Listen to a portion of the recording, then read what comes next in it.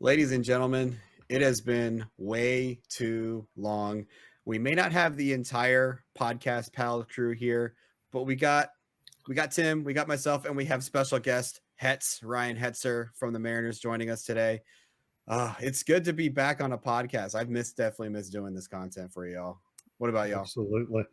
Well, thanks for having me. I'll take credit. I as a fan of the content, I reached out to these guys you see here, and I was like, "Hey, what's going on? Thinking about any podcasts?" And I threw my hat in the ring, and said, "Hey, I'd be willing to jump on," and I think that kind of got the ball rolling. So yeah, you actually reached out to us when we were trying to figure out what happened to Aiden and Brenden. Yeah, which Tim and I can attest. We didn't know what happened either. They're both back now. They're both have at least made contact with us. But Ryan was like, "Hey, I know those guys are missing. If you guys need a sub, I'm willing to sub." So here we are.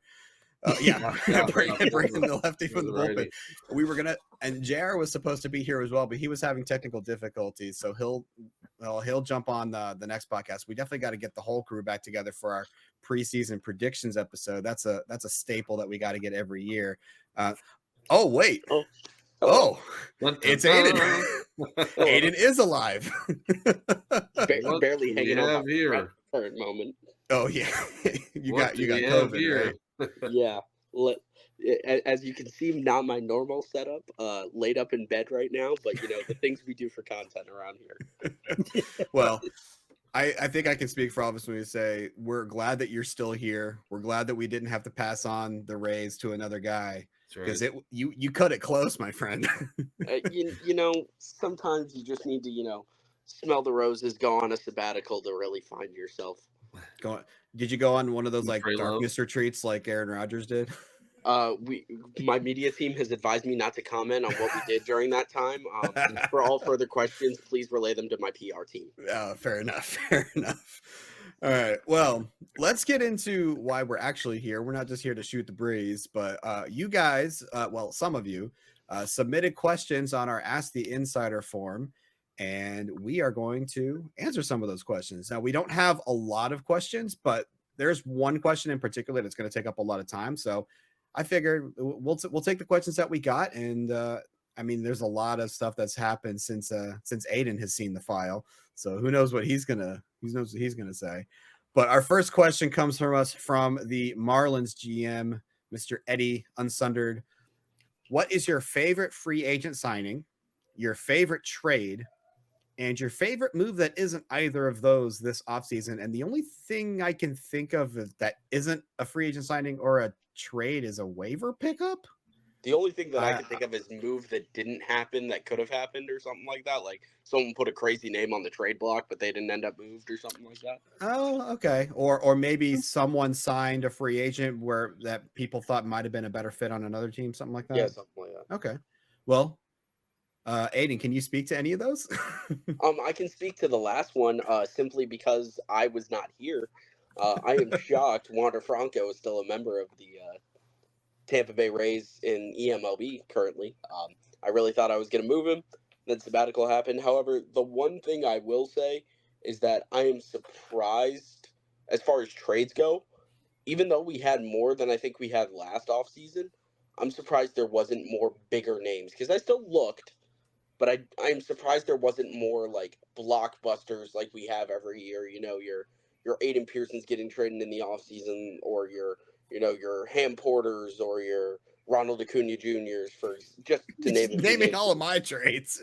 You know what? That is what it is. But those are the names that came to head.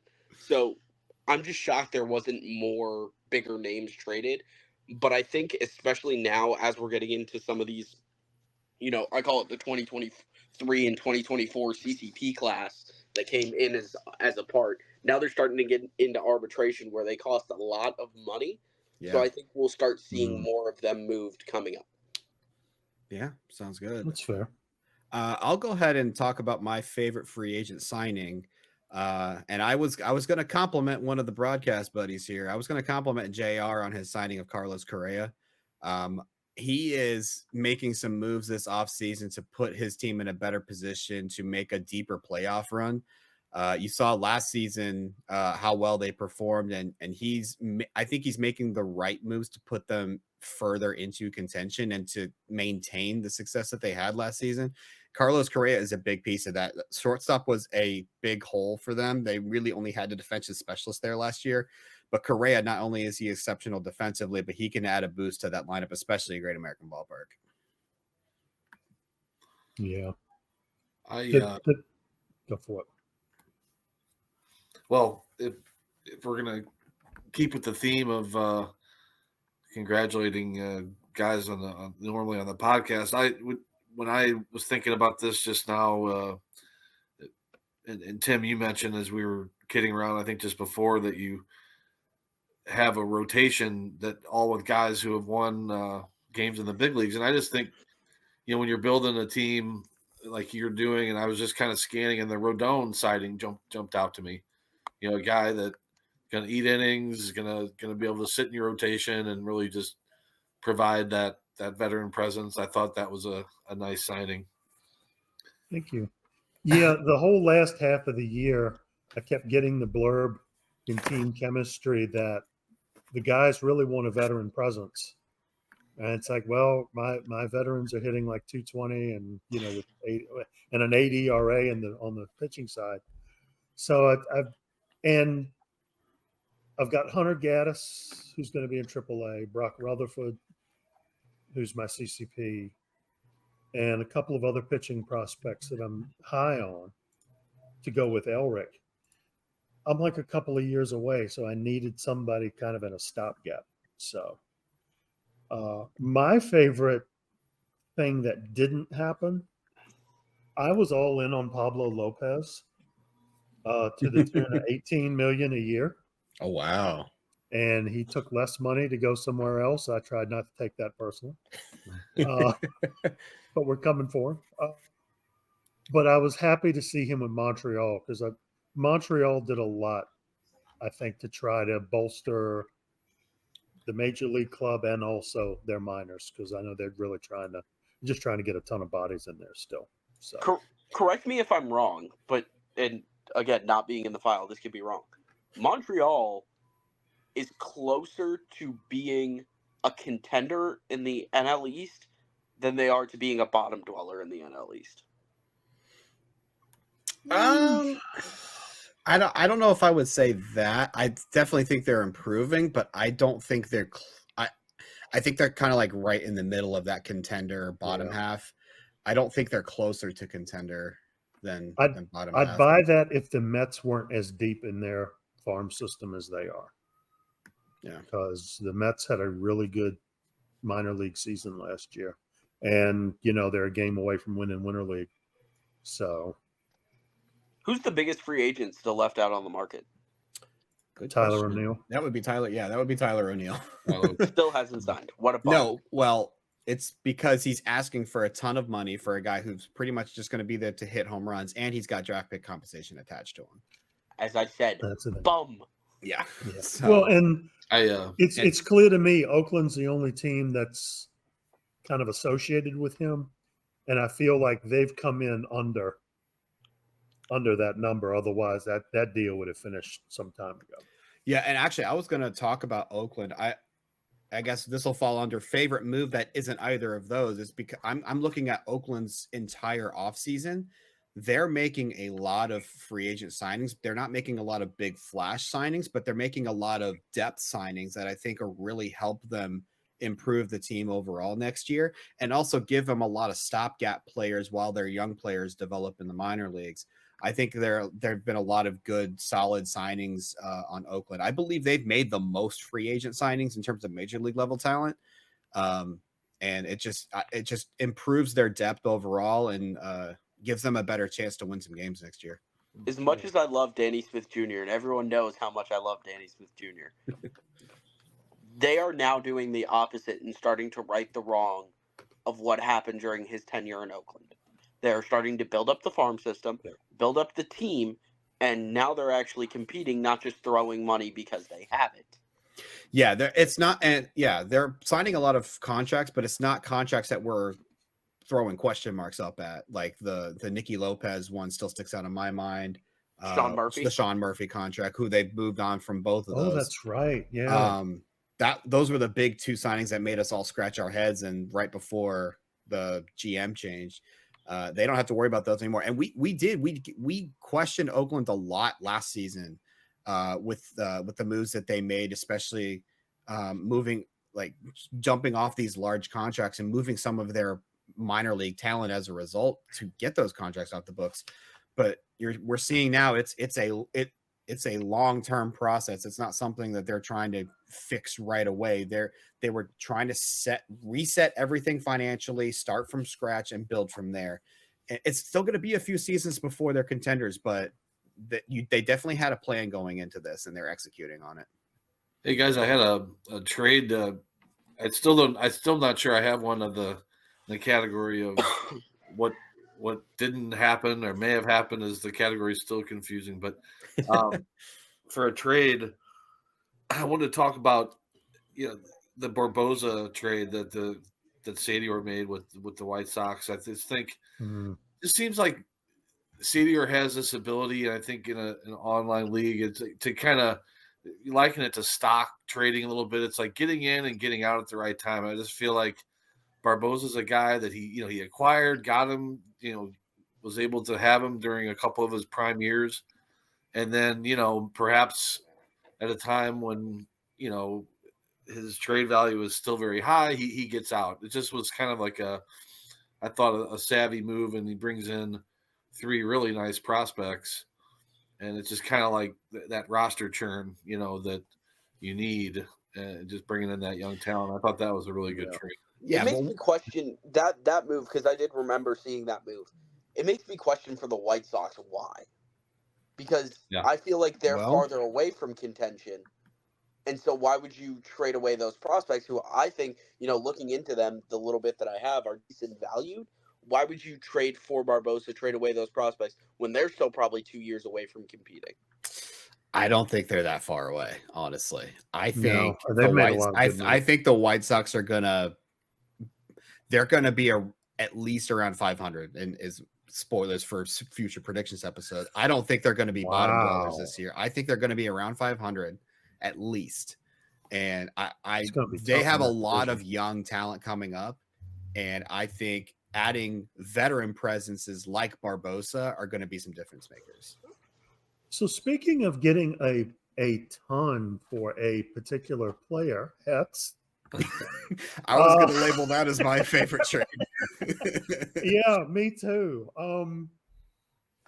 That was a really nice pickup for Serrano. You've got James Bond, Grumpy Old, who's kind of like a perennial favorite of mine. Yeah. Ethan Westcott. So you got 3 CCPs. Oh, you picked up Westcott at that? Yep. Varula and Clark. Yeah. For Serrano. And by the way, you saved yourself about $29 million. Yeah. 30. Thoughts? Yeah, well, it was such a process, because when you have a guy like Serrano, I mean, half the league has checked in on him at one time or another. So you've had these different. You don't count. You check in on everybody. I do. You checked in on it. You checked in. I think you checked in on my left kneecap at one point.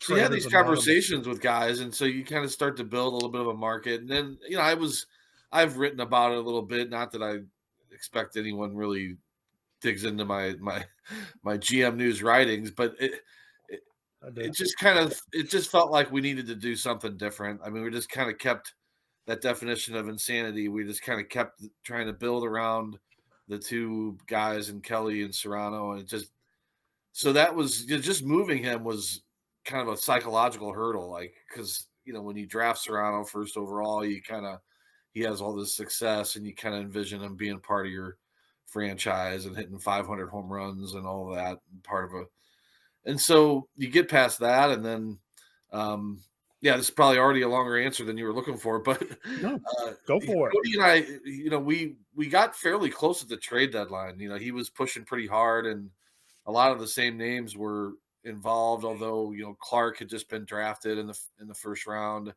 so he wasn't really available yet. And I don't think he was, if I remember right, he wasn't wanting to include both the Bond and Grumpy Old.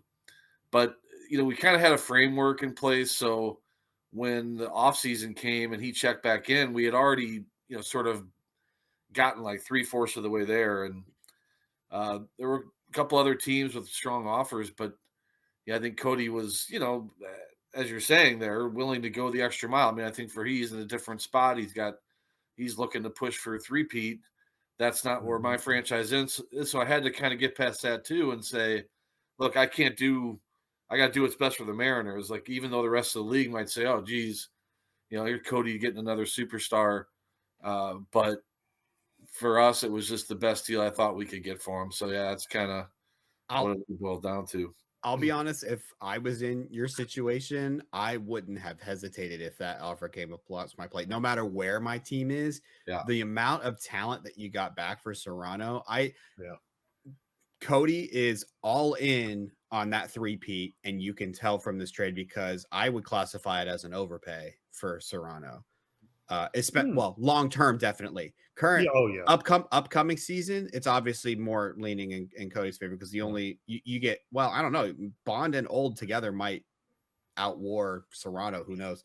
But I guess that's always been I've always said, if I'm going to move Serrano or Eric Kelly, like it's going to have to be for an overpay. So I guess, I guess I accomplished that if that's.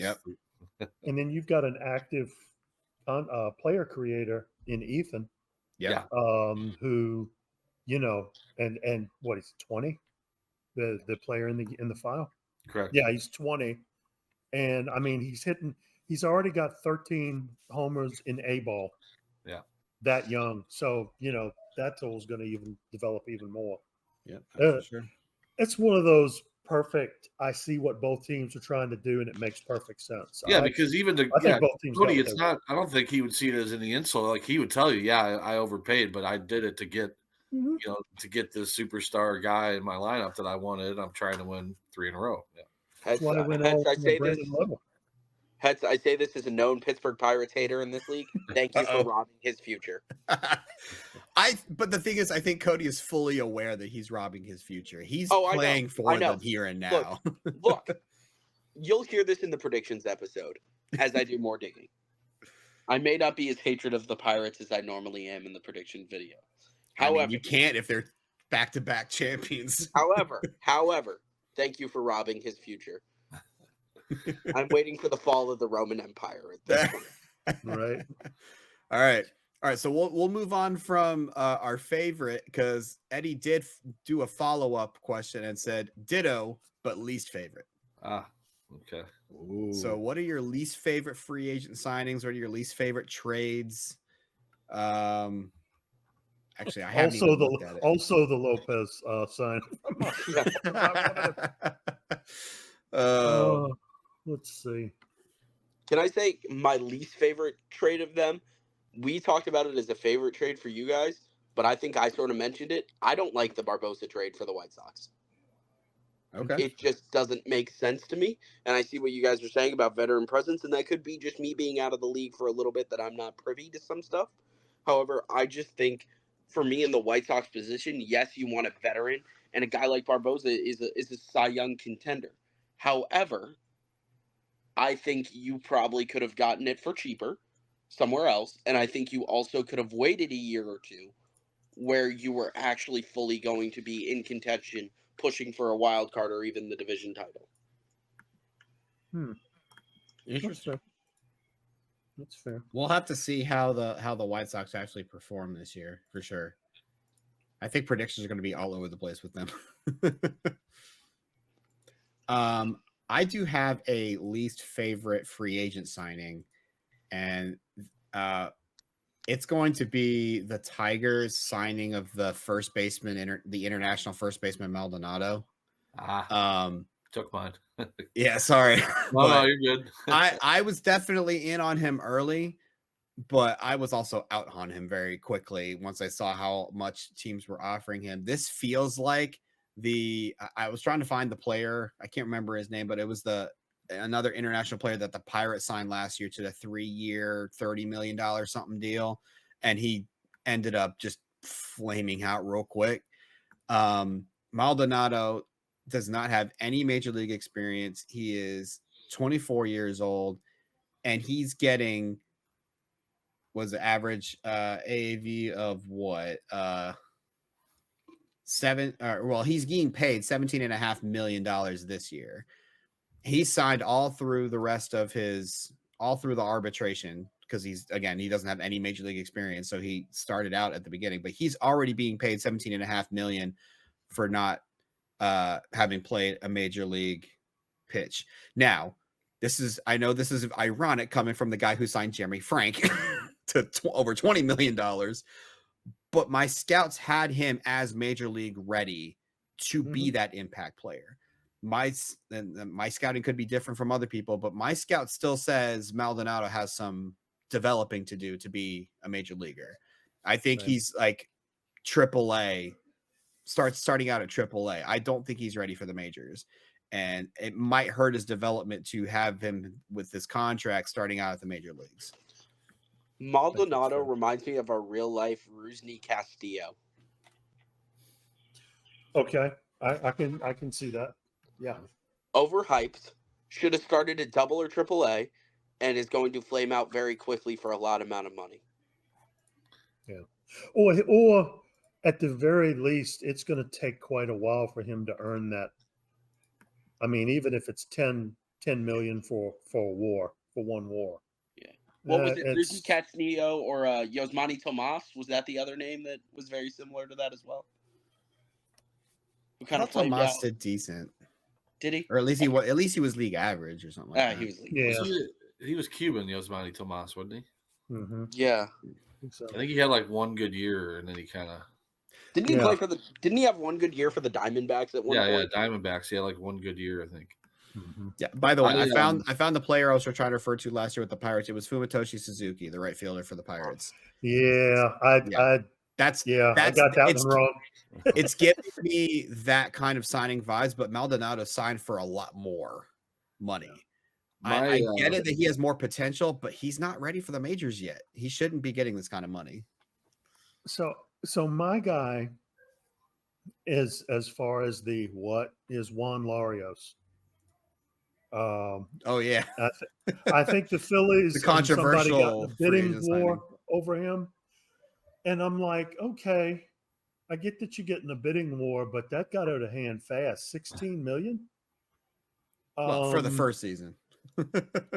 Yeah, but and I guess I'm coming from a place of, wow, I could do a lot of work there for that, but I don't know. That just feels like a real overreach. I mean, even if that was at 8 and 9 million, like the rest of the contract is, this is not a 22-year-old with this profile. This is a 26-year-old. You pretty much know what you're getting. I'm not seeing anything in his ratings or in his stats that suggests to me he's going to get significantly better. And it's someone who hasn't even pitched above AA. Now, granted, exactly. He had a 5.5 WAR at AA last year, and you're wondering why Chicago let him go, the White Sox. I feel like this would be a guy you would put on your 40-man and at least try to let him develop for a couple of years because you would have some options to use on him, especially with that kind of WAR. But I'm gonna get into this. Unless you're just a prisoner of the rating, maybe just seeing the guy with a lower rating, you got your minor league free agent options, and you just, it is a bit hard to understand letting him walk. I'm still scanning for a trade I don't like, but I did find my free agent signing at the Giants gave a 3 years and $10 million per. Third year is a team option, so that's not too bad. But $10 million per to this Minghua Hsu, second baseman, and just the Pacific Rim players coming over. He's sitting at like a 8 contact by my scouting, and I just looks like a guy who just kind of get the bat knocked out of his hands, and as a decent glove, but nothing special. Just doesn't seem like a $10 million a year player, especially a lefty hitting in Oracle Park.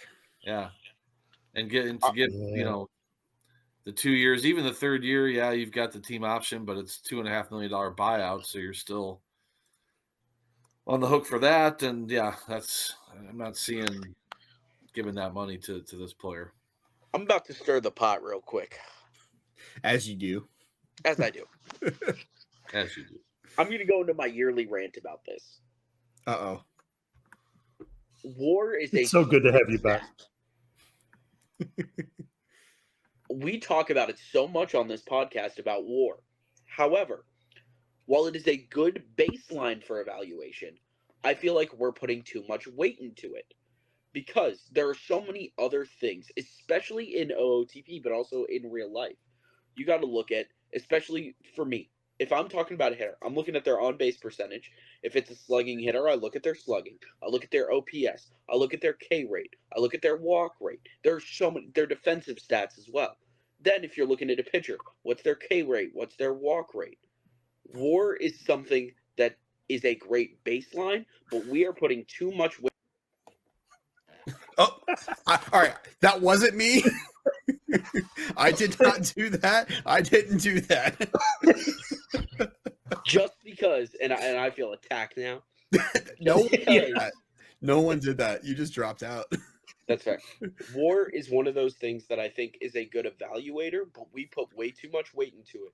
We need to take it with a grain of salt. Yeah, because like Tim's saying, how do you apply, like Tim said, I don't think Tim ever said this, but I'm going to use one of his examples. How do you place WAR? How do you place WAR on a guy that you bring in for a veteran presence? How is he going to affect the locker room? Yep. He may be a 2 WAR player, but guess what? Because you got that veteran presence in your locker room, it just boosted 0.5 WAR for every other player. So does that make him a 15.5 WAR player? Yeah. All right. So I'm gonna respond only in the specific case because I know you brought this up because I mentioned Larios with a 5.5 WAR. I know that's why you brought it up. Oh, yeah. And the reason why I only mentioned his WAR is because I'm trying to at least keep this a little bit short and not go through his entire stat line. But since you brought it up, this guy struck out almost 38% of his batters this year. He was both a starter and a reliever, 16 quality starts. I know. Hey, quality starts is a great stat. Yeah, I think it's a solid stat. I don't think it's the best stat, but it's up there with game-winning RBI. A 3.12 ERA, but a FIP of 2.33. This guy pitched lights out at Double-A. What's the walk rate? Walk rate, just over 4. Almost 11%. Yeah. So he does not have the best control. But when you're striking out 38% of the batters you face, you're eliminating the people you're putting on base. Does anybody, hands up everybody who thinks that he is going to have a 50% rate of hitters not being able to make contact on him in the eMLB? 50%? What was the percentage on the K rate? 39? 38. 38. And what's the percentage of the walk rate? 11. 11.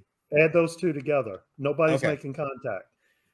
That's fair. No way. But hold on. 13.9 is not sustainable. We're talking Double-A hitters.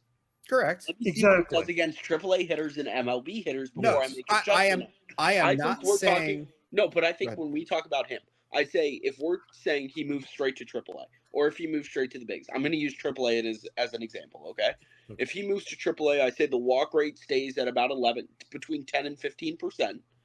I think that strikeout rate comes down to somewhere between 25 and 30%. I remember you can OST him too. But OST doesn't make enough of a boost. Yeah, well, we don't lose this anymore either, though. Yeah, right. I will say I'm not trying to defend the signing here. I still wouldn't have offered him that kind of money either. I'm just saying I'm surprised that Chicago let him go to free agency. No, I agree with that point wholeheartedly. But I just hate the argument you were using of a 5.5 WAR for a pitcher in I Double was A. trying to keep it succinct, okay? But then it ended up being a lot longer because you brought it up. So, Does anybody else love the fact that you can sign an international free agent now for less than $5.3 million? yes. Yeah. Yes. I didn't sign anybody, that. but I absolutely love the new format. I got outbid on all of my targets, but I'm okay with it because I was able to offer 3 different targets at the same time. I basically bought 2 scratch offs for like a little over $1 million. Yeah, once I didn't And, get my main targets, I looked at the rest. I was like, yeah, it's not worth spending this money on. Yeah. All right. Any more least favorite moves or lack thereof? Can anybody think of anybody who like didn't make any moves that were like, oh, I would have. Well, we know why them you to, didn't like, make any moves, Aiden. Oh yeah, I'm not talking about Aiden or Brenden or anything like that, but like, like a team who felt like they were just a single move away and just didn't do anything. That's a good question. Yeah, it is a good question. I guess Go ahead. as Toronto comes to mind, they're obviously you look at them and like, what do they really need? I guess that's one thing to question. It's like there's so much talent on that roster, but you might expect that they could have seen themselves as one step away and try to do some. Well, I mean, they were. I don't think they've been shy about saying they were pretty aggressive in on Serrano, so they did try to do something there. But yeah, that would be maybe a team that comes to mind when you put the question that way. To not, maybe would have expected to see them try to push and bring in one more like really top flight player, whether it be a pitcher or a bat. Yeah, they brought in a couple of bats in Seth Beer and Nate Lowe. They brought in a reliever.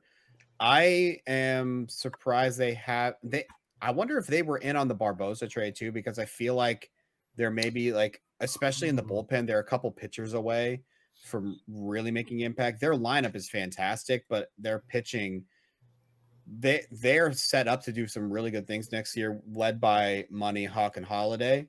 But maybe adding one more, they need some more depth in their bullpen, I think is what they need. So, I mean, I'll just say this. I'm surprised they haven't reached out to me about Leclerc. I'll just say that. Oh, okay. Again, I think Leclerc would be a big piece for them to add. Not trying to force a trade or anything. I'm just surprised they haven't even at least asked.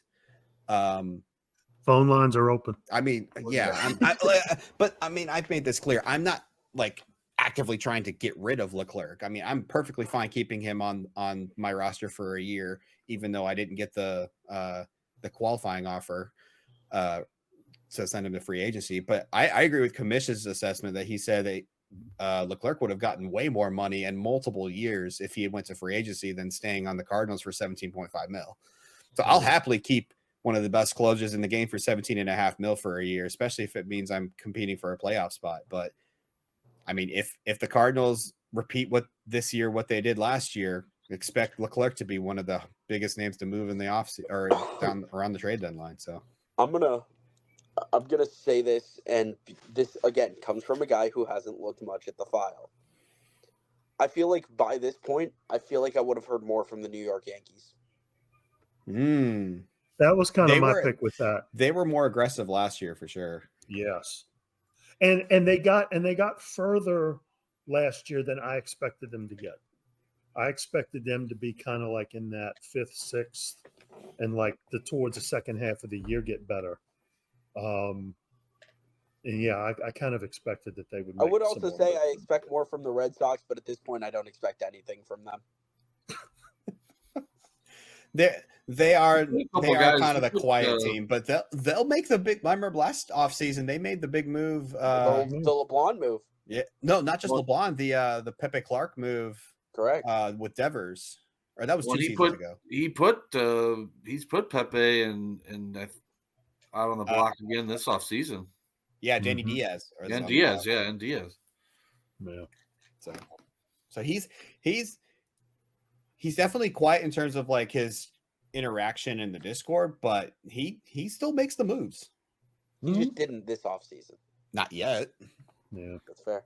There's Well, still it's plenty like of yeah, offseason. I get the feeling that it's just a matter of time. Yeah. With them. Billy's the ticking time bomb. Yeah, exactly. All right, But you know, so you're right. The Yankees have been pretty quiet, just kind of scanning through it as you were talking. They've a couple of relievers they signed, and then I kind of one minor trade with Pittsburgh. You know, and the way I know the Yankees have been quiet is Hedges hasn't been talking smack in the Discord. But you know they've got money, so I mean, not that the free agent class was much. I don't think they have as much money as you think. They took up a lot of heavy contracts last year trying to build up their farm system. Yeah. So I don't think they have nearly as much money as you think. Almost like real life. I think I would not be shocked if I saw Tyler O'Neill in pinstripes. Well, and I also think the previous Yankees administration was not spending a ton on development budget, scouting budget, things like that. And I think a nice big chunk is probably going over there to kind of shore that up. For sure. At least from what I was seeing. So they're hardly a sinking ship, but as deep as all four divisions are, 4 or 5 contenders in each division, it's I was expecting to be outbid by them for Rodon, honestly. I thought I would have to struggle to get Rodon, and I was shocked that I got him for my first offer. So, because they like lefty pitching. Sorry, I'm trying to look up some information here, but because I'm preparing for our next question, which we had 3 questions come in that all kind of had the same theme to it. So I'm going to present all of them right now. We can just have a general discussion about all of them. From the GM of Toronto that we were just talking about, Harris Bueller. Which team that missed the playoffs in 2028 is most likely to make the playoffs in 2029? JC Swishman 33 says, out of the teams that finished below 500, which is poised for a possible breakthrough in the 2029 campaign? And then Mike over from San Francisco, quick rundown on the teams at the bottom trying to build if you have time. So the general theme here is teams that did not make the playoffs or kind of underperformed last year. Which teams are setting themselves up for success in 2029? And I was trying to find the standings from last year, but it's not showing me that. Yeah. Where do I find that? You need that. Stats I Plus. think I think I'm gonna have to go to Stats Plus too. Oh, can Stats Plus do that easier? I think it does a better job with the history. If y'all can share with the class, that'd be very helpful. I gotta find the link. Please hold. Technical difficulties. Oh, I can't. Oh, it can't go back. Oh, historical. No. Maybe it's not in here. Huh. Well, that's kind of. I can't go back. You would think Stats Plus would have that information. Yeah, you would think. It has a date filter on it, but you can't go back prior to 2029. Can you do it in the actual file? That's what I'm trying to do. If we had done this 2 days ago, we would have had this info. That's true. Oh well. Well, that's you'd think that they would be an easy place to find this. Oh, league history.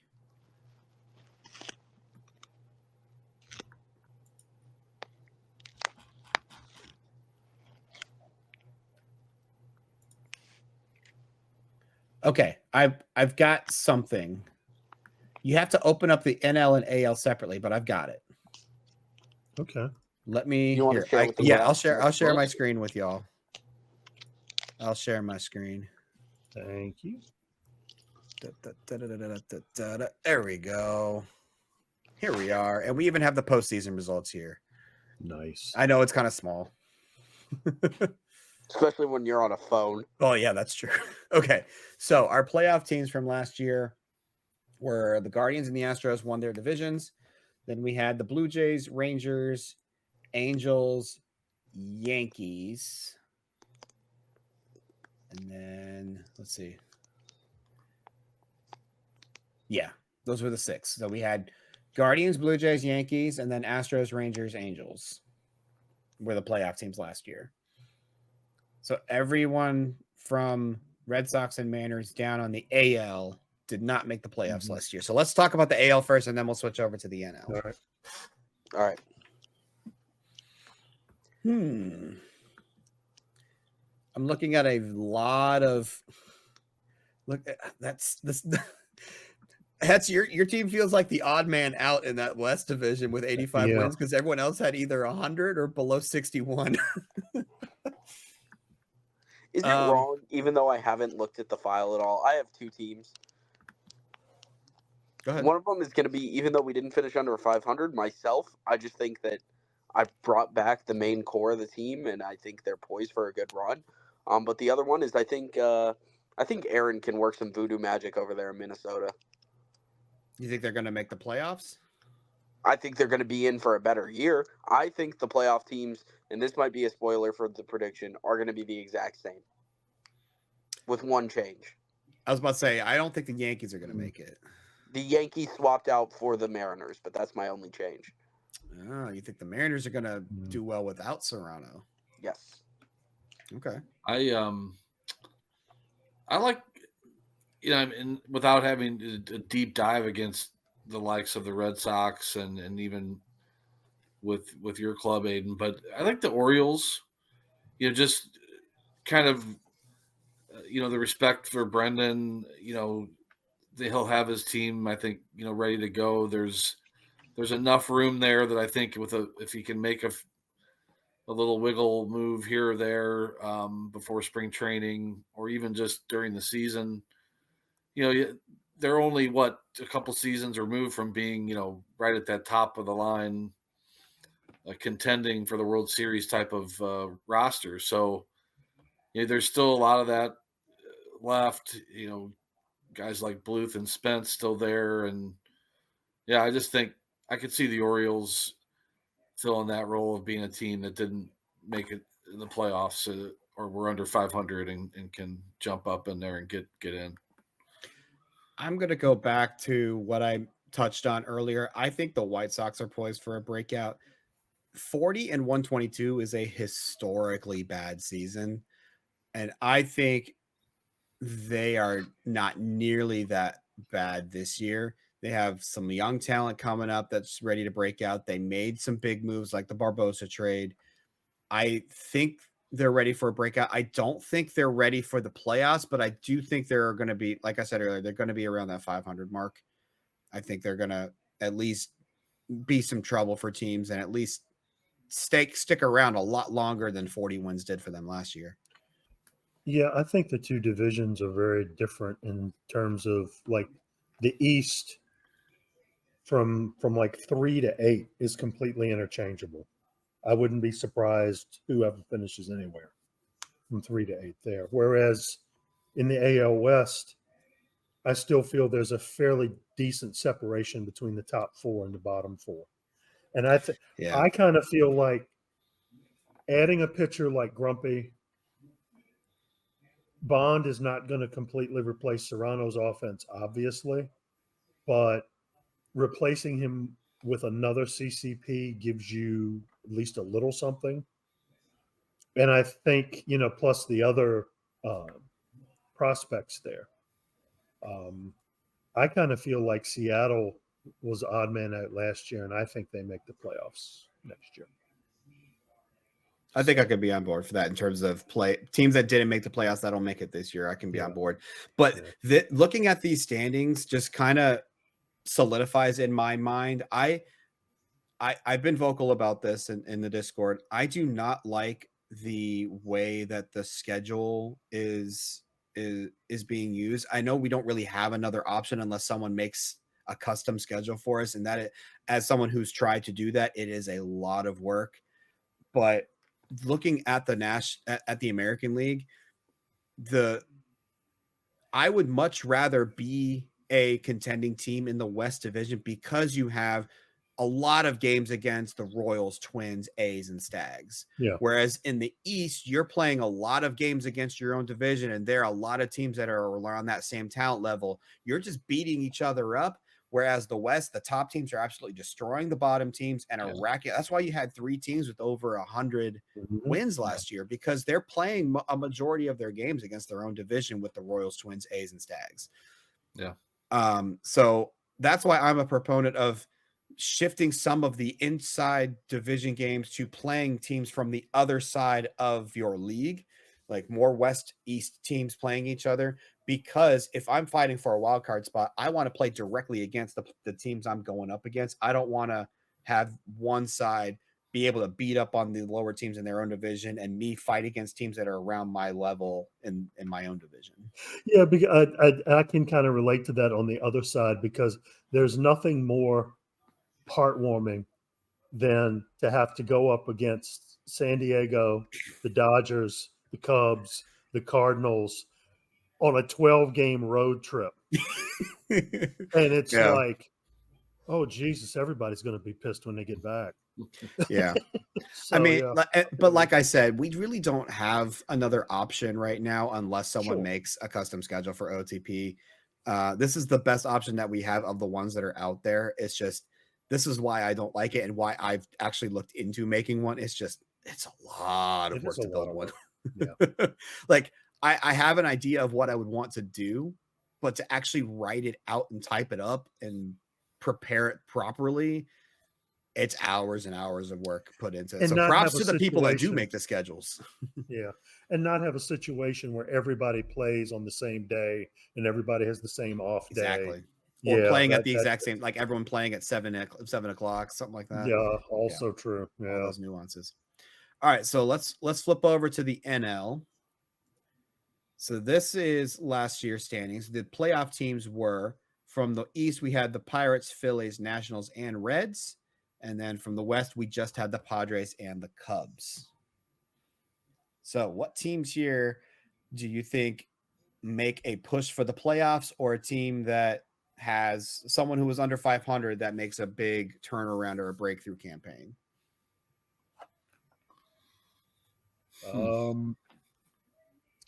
If you keep Leclerc, I mean, to me, it's And literally win.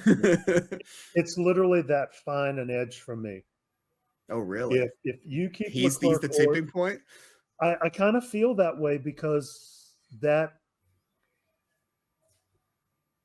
you have historically, at least since I've been around, it's either all pitching or all hitting. And it feels like a closer is so much more important in that kind of situation. Mm-hmm. And I feel like you could have a really good bounce back year if you keep him.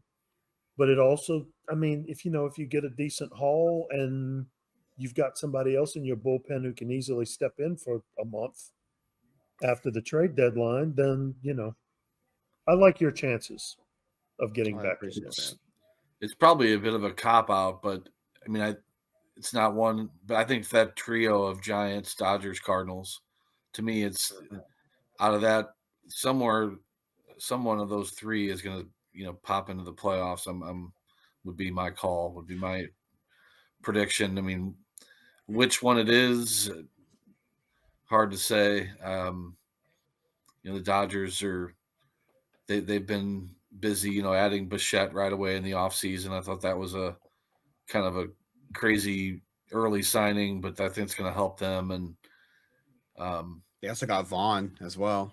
Yeah. There's going to be some pissed off people in the National League, because there are 5 teams that just have too far to move to get to the playoff level. Expos, Braves, Rockies, Brewers, and yours truly. Everybody else, I feel like, is in contention, and there's only 6 spots. Yeah. So I think, though, the Braves they've committed to the rebuild, so I'm not expecting them to really make an improvement this year. They're rebuilding at this point. You can tell by the moves that they've made. Expos are still building.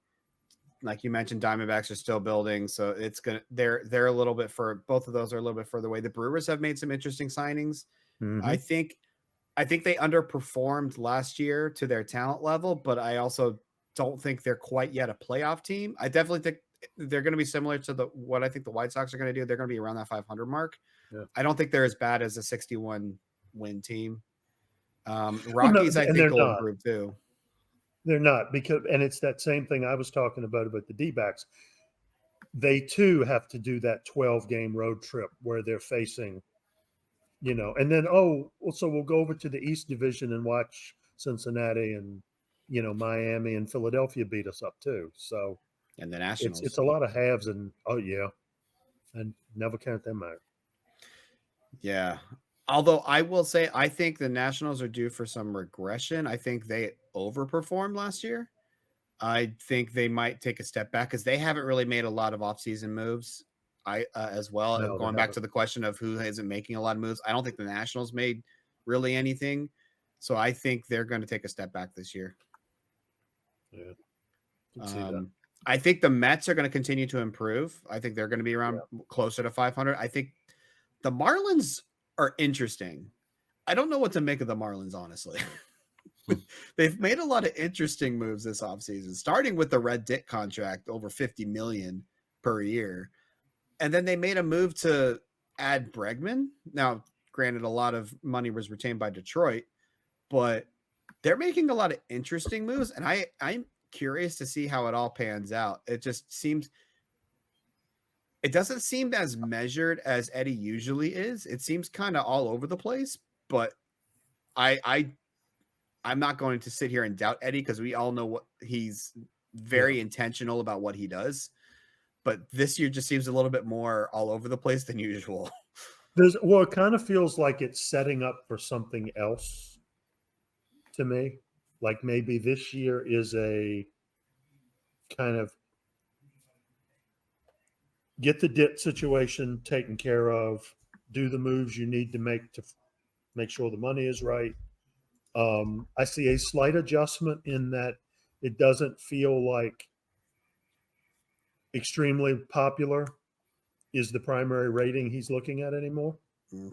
I think I get the feeling like he's trying to put together an offense that will just accentuate Von Cola and Dip. He's finally making performance moves as opposed to financial moves, is what you're saying? Well, and I think those financial moves put him in a spot where now he can kind of shift his focus a little bit. Gotcha. Is kind of how it feels. I may be completely wrong. An interesting question to pose. Just looking at this National League and thinking of the question sort of in the opposite way. Is there a team that the Cubbies? I feel like. Do you think that there's any learning curve for the eMLB? I think that just in terms of the learning curve and just the competitiveness of and astuteness of the GMs.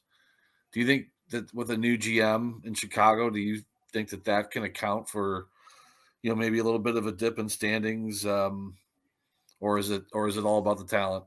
I think a lot of the talent will mask that for the first year GM. Yeah. I think they're still going to be well into playoff contention and potential World Series contention. And they got a haul back for Max Ortiz from the Phillies. He sure did. Yeah. So I'm not going to say the Cubs are going to miss the playoffs. Yeah. I'm curious to see like how the first few weeks and maybe the first month of the season plays out. But yeah, it felt like to me Philly was completely focused on Ortiz, and it's like whatever it takes to get him. It did not surprise me in the slightest because we all know that the Phillies love defense.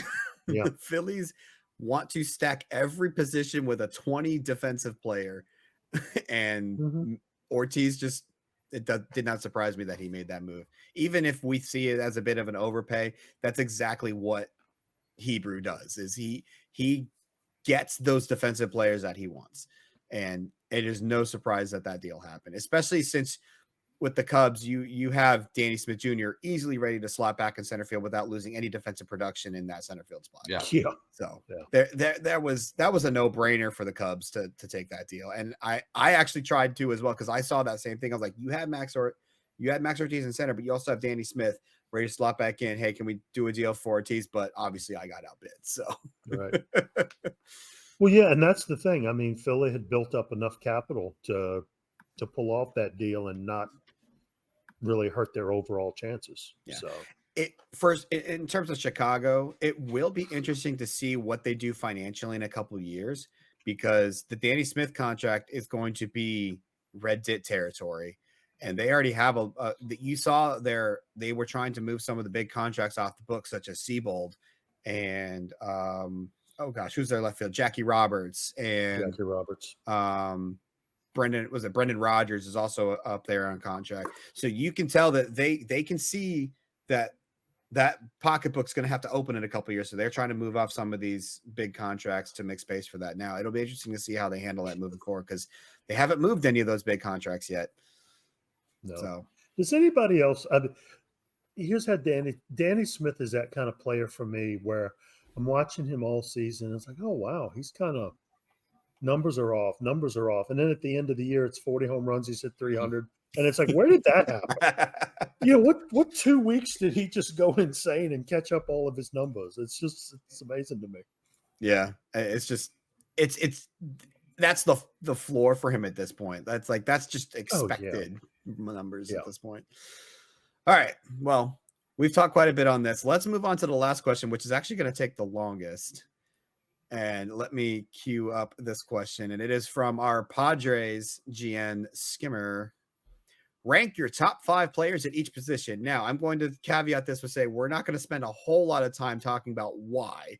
I mostly want to just list them out, and we can let everyone else debate, because there's 11 positions we're going to go through. We've got 9. Well, do we want to do a DH, or do we just want to do just regular positions? We don't want to do a okay, DH.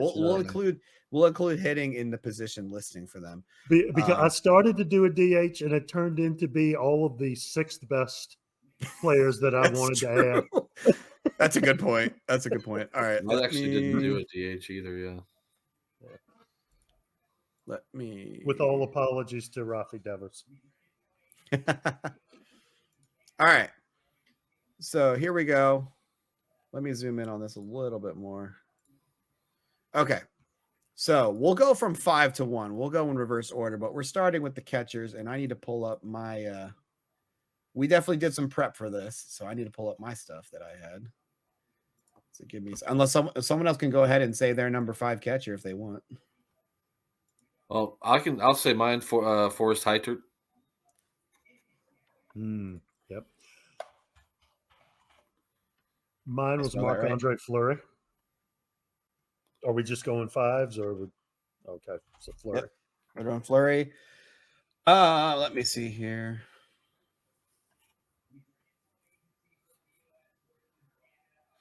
I want to be biased and say Porter, but I don't think he's top 5 anymore. I'm going to go with Fleury as well. It was close between Fleury and Heitert. I was surprised how deep catcher was. I mean, well, I wasn't, but I mean, the number of guys who were like mid 70s and above on the rating, on the overall rating, just kind of like, whoa. Yep. So. All right, I'll go ahead and start number 4. We'll do this snake style. He's not on here, so he can't catch me flack for this. Aiden Pearson is number 4 for me. Copy paste Pearson for me too. Same actually. Hey, he's number 4. All right, Heads, number 3. My 3 is Cam Candela. I have Grayson Rowan as my number 3. I have Candela. And Rowan is my number 2. And Candela is my number 2. Rowan. And I think it's no question who we all have as number 1. And Thurman. It's Lola Thurman. Oh, it's not Pavoloni from Arizona? No. All right. Yeah, short, sweet, to the point. We're not gonna. We'll let everyone else in the Discord debate whether which list you guys like. Although myself and Heads had the exact same list. I like Candela over Rowan because I like his bat a little better. I know he takes a little bit know of a what? ding defensively, but I just thought of something. I'm going to change mine. I'm changing my list. Sorry, I forgot about this. I'm knocking Fleury off. I'm bumping Pearson down to 5. There's a reason not for this. Hold hitting on. himself. Hold on. Where is it? I need to find the actual name.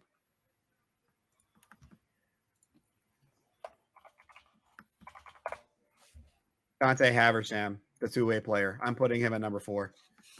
Okay, I could see that. Yeah. I mean, I could probably also put him in the top 5 for a pitcher, but I think as a two-way player, he has a lot of value. So yeah, I live edit to my list. I'm putting Haversham in the catcher. So that I'm not going to use Haversham as a top 5 pitcher. Okay, that's fair. So, all right, let's go to first base.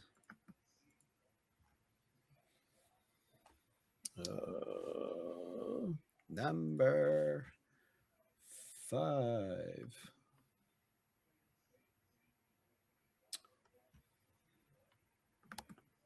I'm doing most of this by the seat of my pants. I'm putting Devers at number 5. Okay.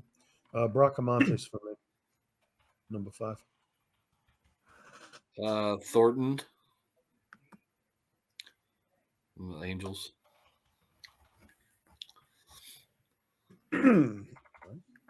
Excuse me. All right, head snake around. Yes. Bracamones. Oh, that's supposed to be Control V. There we go. Yep. Thornton for me.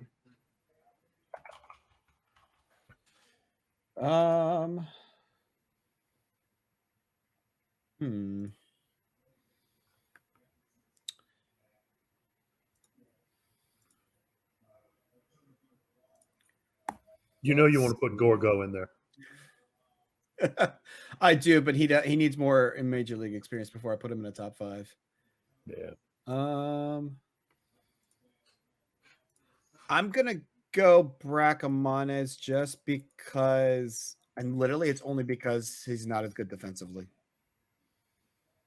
Fair.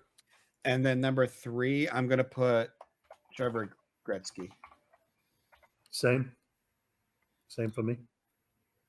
I got Yordan Alvarez. Ooh, I like that. All right. And then Gretzky. No, I'm sorry. It should be then Michael Sean Kane. Michael Sean Kane. I'm gonna put the full name. I'm not just putting the last name for him. There you go. Now I gotta go watch Citizen Kane. I got Slambino at number 2 for me.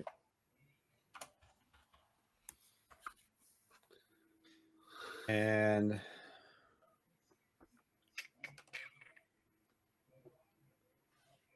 let's see. I'm going to put Alvarez at number 2. And I'm going to put Bino at number 1. And I've got Michael Sean Kane at number 1. And Gretzky for me. Yeah, you know what? I'm bumping Devers off and putting Kane at 5. I made the mistake of leaving Kane off of my top CCP list about a year ago in Discord. And this is me writing that wrong. But I seriously feel like he is the best first baseman. Well, I changing mine on the fly. I keep second guessing myself. I went with Gretzky because if you look at Gretzky's 2027, it's oh my gosh, ridiculous. Yes. And he's only 24, and he had a little bit of a dip last year, but you could just see him getting back to that. He had almost 9 WAR. Yeah. I went back and looked. It wasn't this past CCP festival, but the one before it. He went through a stretch of 8 games where he didn't leave a runner on base. No. I couldn't believe that. Yeah, he's just phenomenal. And he's a great first baseman as well. So that was my number 1. Yep.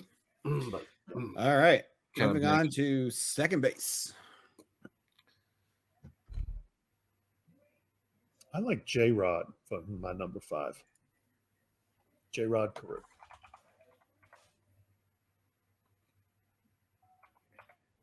Which direction are we going? You screwed up. Oh, the yeah, snake. we started in the middle.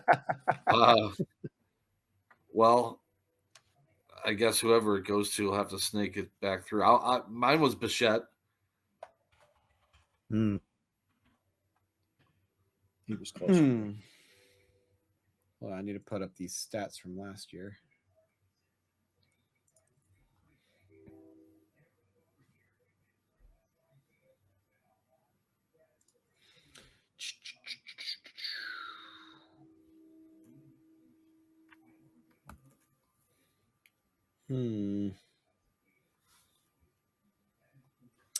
Yeah, I'll be biased. Royce Lewis. I'll be biased. And then let's see, number 4.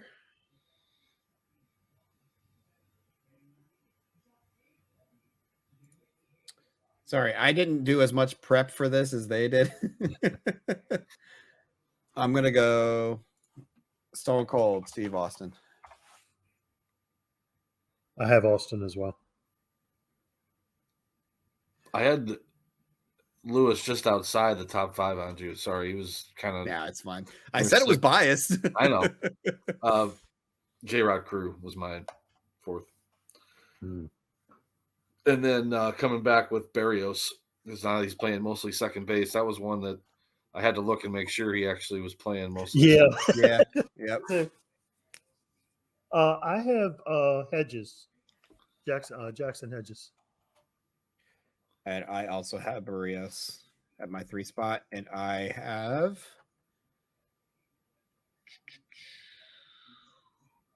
Hedges at number 2.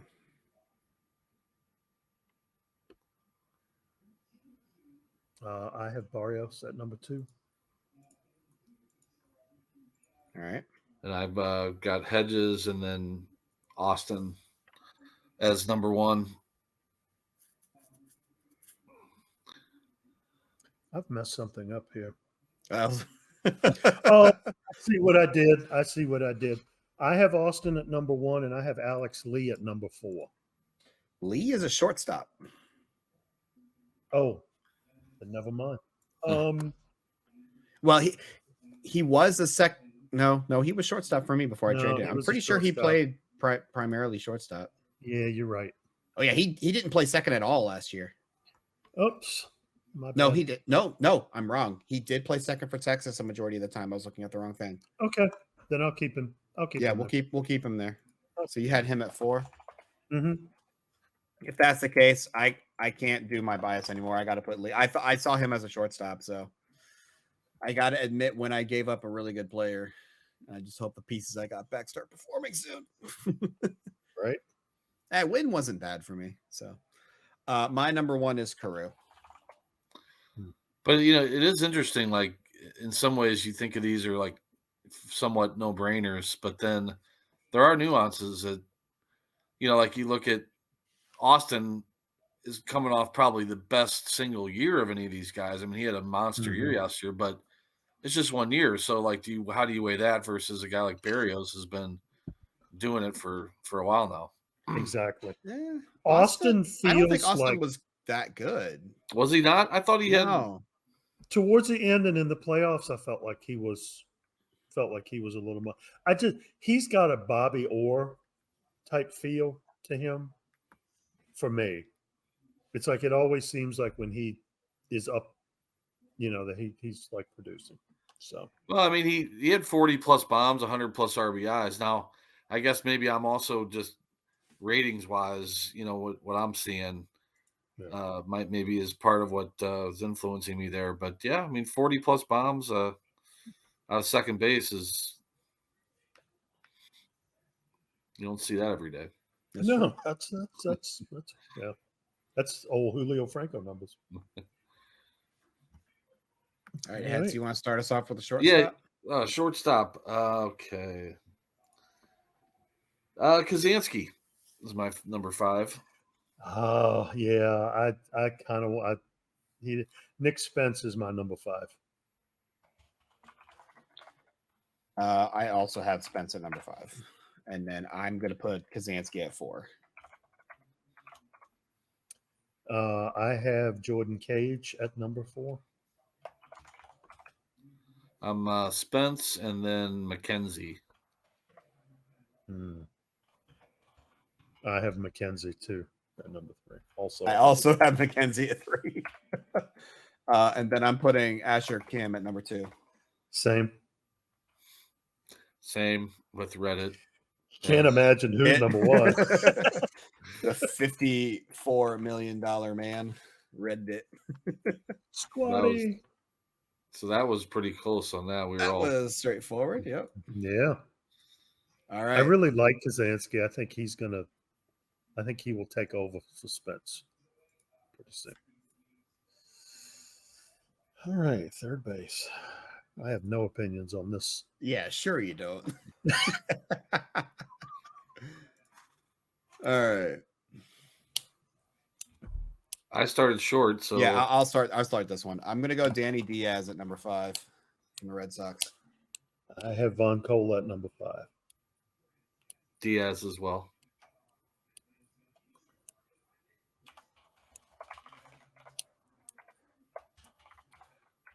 All right. Who's your number 4 hits? Oh, I keep messing up on the snake. Ed Brown. Good. Ed Brown. Sorry, Tim. Ooh. No, Put him that's at fine. 4. That's fine. No, I know. It just I will say I think third base might actually be the most stacked position. That is the tough. It was the toughest one for this list. It's the one that I made the most scratch outs on. I guess it's my turn. Yep. Jeff Coleman, number 4 for me. I'm putting the Eradicator at number 4. And then number 3, I'm putting Coleman. Rodecker. I'm Rodecker as well, and then Eric Kelly. Mariners bias. Yep. Well, and the career longevity. That's true. Right. Exactly. Let me look at something here. Yeah. Fernando Tatis for me at number 2. Did I just completely forget about Tatis? Did. I had him written in shortstop at one point, and I was like, let me double check. And no, he didn't play any shortstop last year. He played third. Welp. Bye DS.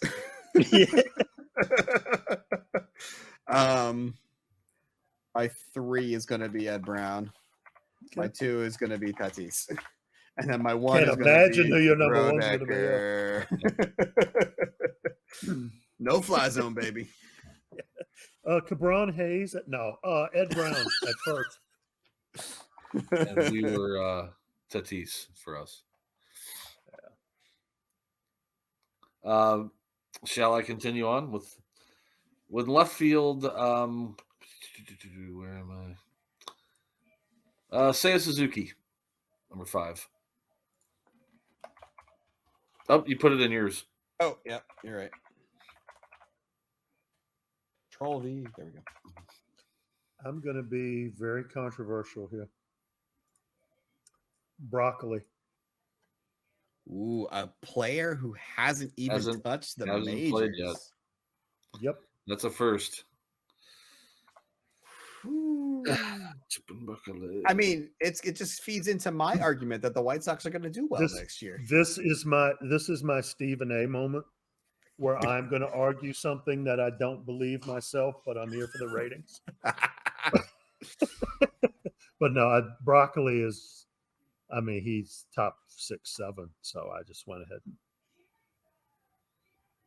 Yeah. I just can't wait to watch him in Chicago. I was tempted to do that. Not gonna lie, but 5 spots kind of difficult here. It really is. Because I've got my top 3. I know who my top 3 are. Mm-hmm. All right, so I've been spouting this for a while.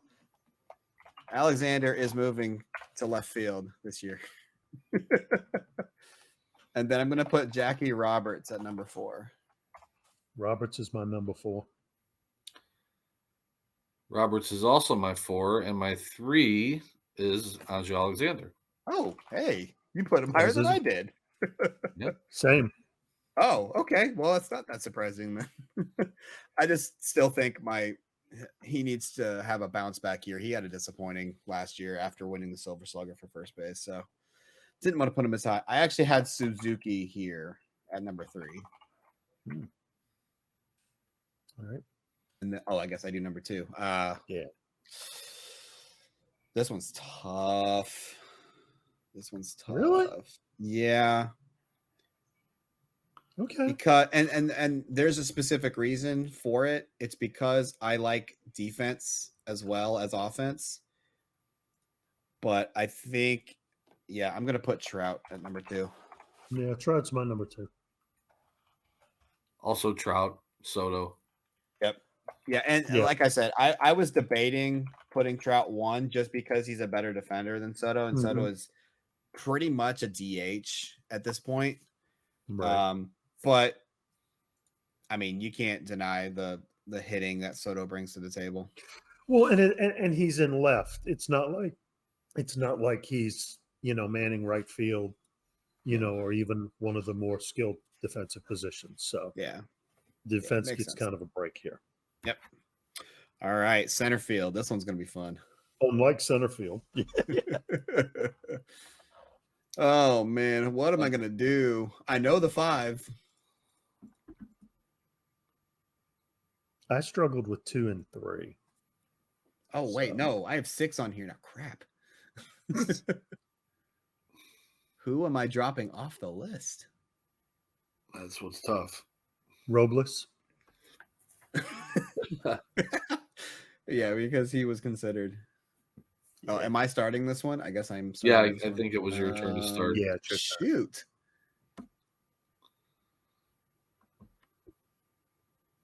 Shoot. All right, I'm going Trey Griffey. Number 5. Going Bonds Jr. Griffey's also mine, and then Kim.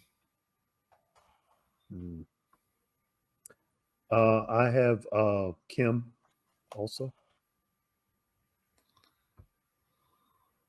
I have Billy Anderson at 4. He was my number 6. He was your number 6. Yeah. I have at number 3. I'm gonna go Barry Allen at number 3. Same. And then Bonds Jr. at 2. Ooh.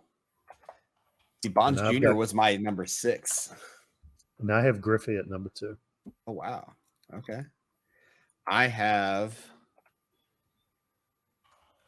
Kim at number 2. And as much as I hate to say it because he's on the Cubs, I can't imagine who's BSJ at number 1. Yeah. Same.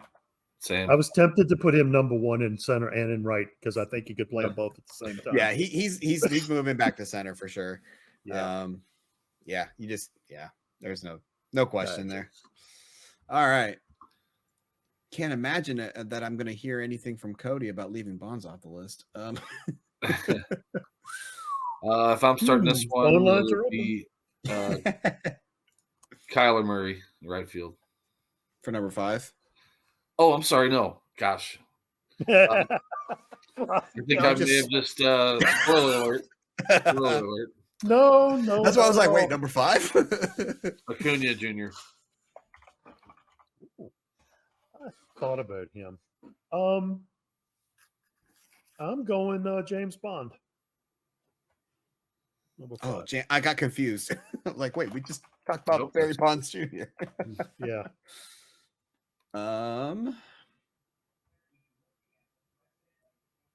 Let's see here. For me, I'm gonna go Franmil Reyes, and then number 4, I'm going Aaron Judge. I went Reyes number 4. And I'm also Reyes with Judge as 3. I've got Rob Deere Jr. Yeah, he was my number 6. Mm-hmm. He is also my number 3, Oh, nice. and I will put Murray at number 2. I have Serrano at number 2. I also did Serrano at 2 with Murray as the top. Murray top for you Murray. too, Tim? I have Yes, Serrano at number 1. Okay. All right. Flying through. Here we go. Starting pitcher. I'm impressed because we did not talk to each other before this. No, we didn't. I feel so much better about my talent evaluation now.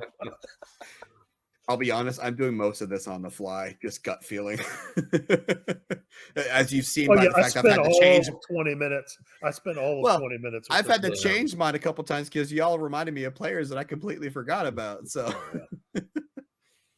all right. I guess I'll start with the starting pitchers. Sure. Sorry, gotta switch my stats around. Who am I putting at pitchers? number 5? I feel like are so more subjective.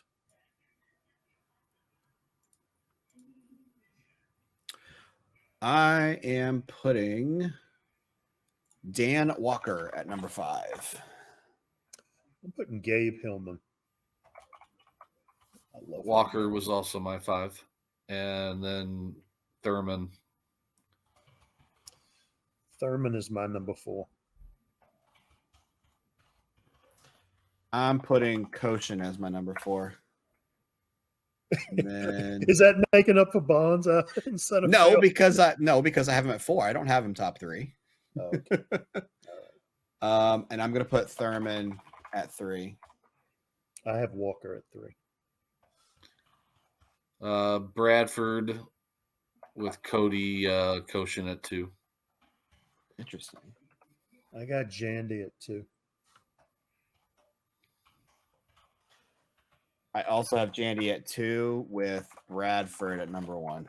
Yes, I'm a Bradford fanboy. And I have Jandy at 1. If I could boost Bradford with my boost, I would do it. That's how much I like Martin Bradford. Do you want him to get that much better? He's already the top of the league. As long as he's in the American League, I'm fine with it. Fair enough. All right. And last but not least, the relievers. This was the hardest one to do for me. Yes. Very, very. Yeah, I was all over the place. You've got some true closers, and then you've got some guys that the teams are obviously using as like kind of your stopper multi-inning guys, and it's like, how do you value depending on, but yeah. Am I starting this one? I believe so. I had Leclerc as my 5th.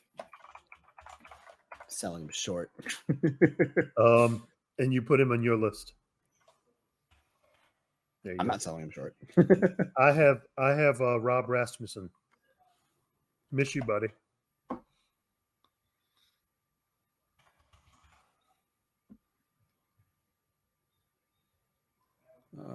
Let's see. They can't all be Cardinals. I only have one good reliever right now. Let's see.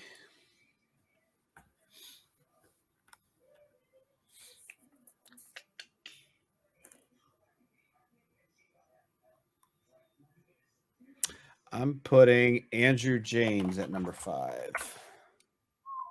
And then number 4, I'm going to put Chris DeMars. Oh, I like Steve Parkerson at number 4. I fell in love with him during the playoffs. I also had DeMars.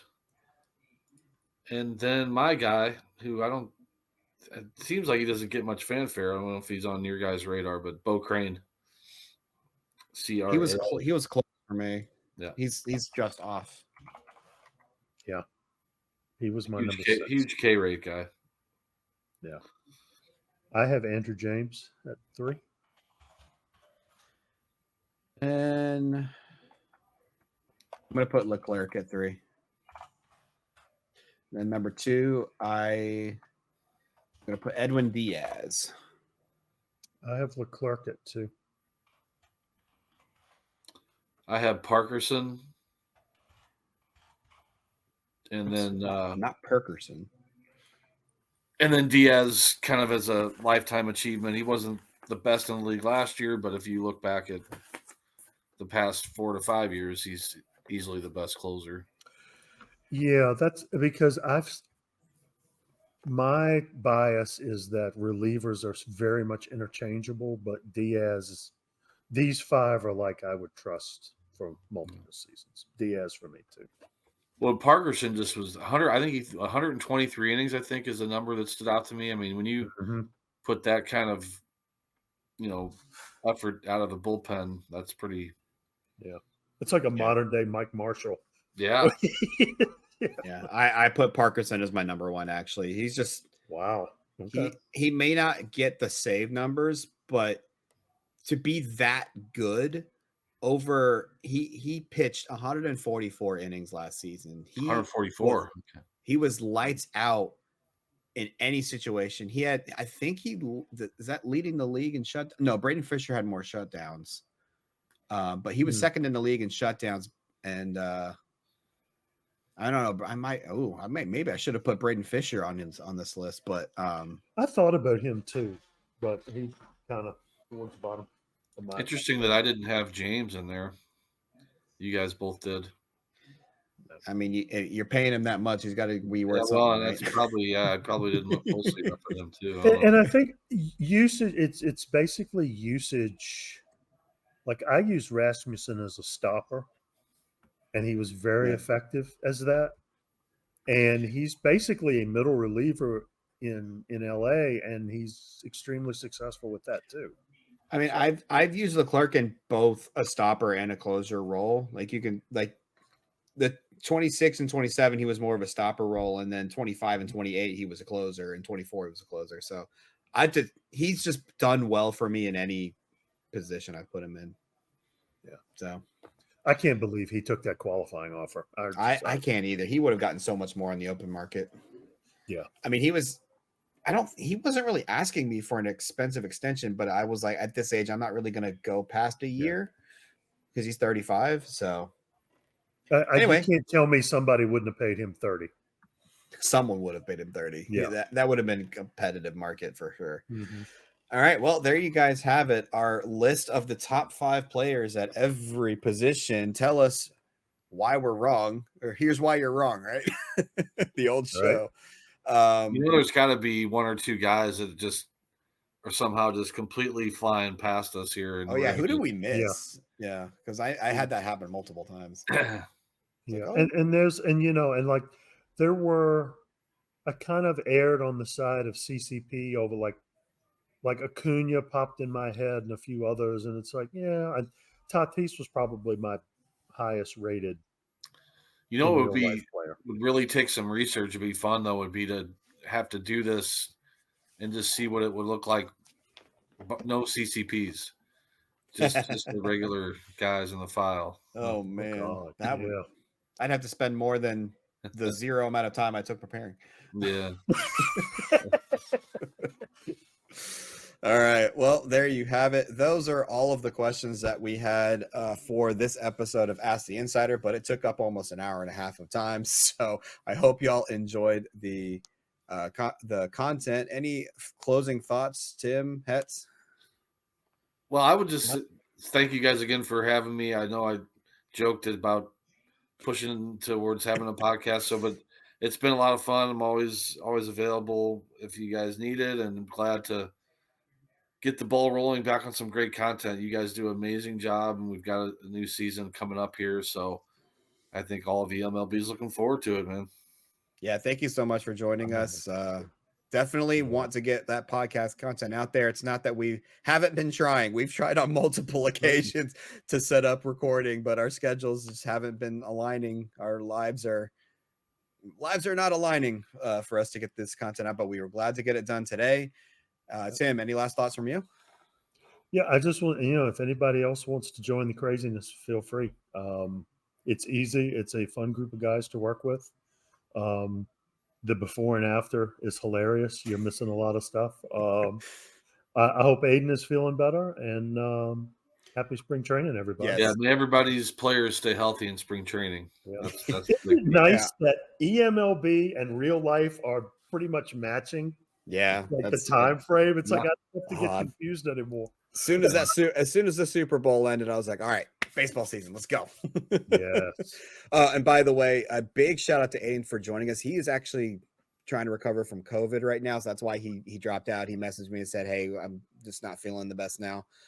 So major props for him jumping on, even though he was feeling like crap with COVID.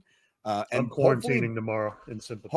Hopefully JR will be back with a headset. And actually, Brenden was going to try to join tonight, but he doesn't have a working webcam.